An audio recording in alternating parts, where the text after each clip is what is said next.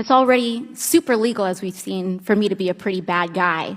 So it's even easier for the President of the United States to be one, I would assume. That's right. Thank you very much. Let's play a lightning round game. I'm going to be the bad guy, which I'm sure half the room would agree with anyway. And I want to get away with as much bad things as possible, ideally to enrich myself and advance my interest, even if that means putting my interests ahead of the American people. I have enlisted all of you as my co-conspirators, so you're going to help me legally get away with all of this. So, Mrs. Hobart Flynn, I want to run. If I want to run a campaign that is entirely funded by corporate political action committees, is there anything that legally prevents me from doing that? No. Okay, so there's nothing stopping me from being entirely funded by corporate PACs, say from the fossil fuel industry, the healthcare industry, big pharma. I'm entirely 100% lobbyist PAC funded.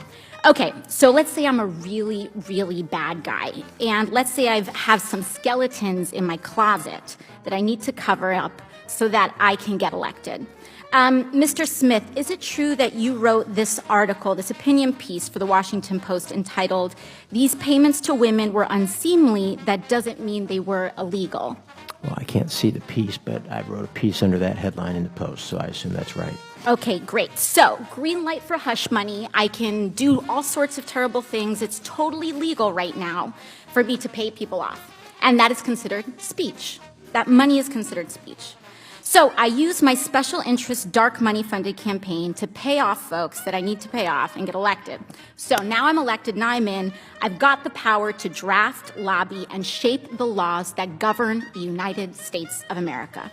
Fabulous. Now, is there any hard limit that I have? Perhaps Mrs. Hobart Flynn, is there any hard limit that I have in terms of what legislation I'm allowed to touch? Are there any limits on the laws that I can write or influence, especially if I'm based on the special interest funds that I accepted to finance my campaign and get me elected in the first place? There's no limit. So there's none. So I can be totally funded by oil and gas. I can be totally funded by Big Pharma, come in, write Big Pharma laws, and there's no limits to that whatsoever. That's right. Okay, so awesome. Now, Mr. Mirabani, the last thing I want to do is get rich with as little work possible. That's really what I'm trying to do as the bad guy, right? So is there anything preventing me from holding stocks, say, in an oil or gas company, and then writing laws to deregulate that industry and cause, that could potentially cause the stock value to soar and accrue a lot of money in that time? You could do that. So I could do that. I could do that now with the way our current laws are set up.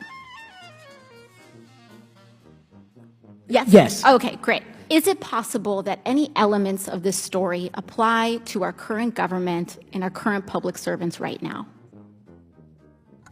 Yes. Yes. So we have a system that is fundamentally broken.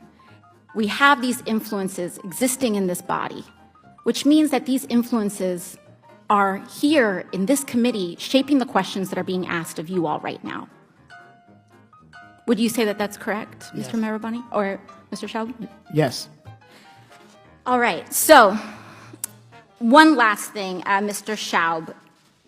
In relation to congressional oversight that we have, the limits that are placed on me as a congresswoman, compared to the executive branch and compared to, say, the President of the United States, would you say that Congress has the same sort of standard of accountability? Is there more teeth in that regulation in Congress on the President, or would you say it's about even, or more so on the federal?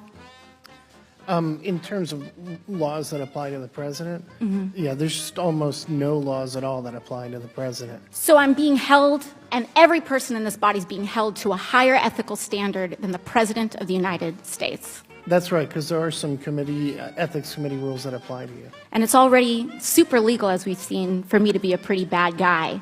So it's even easier for the President of the United States to be one, I would assume. That's right. Thank you very much.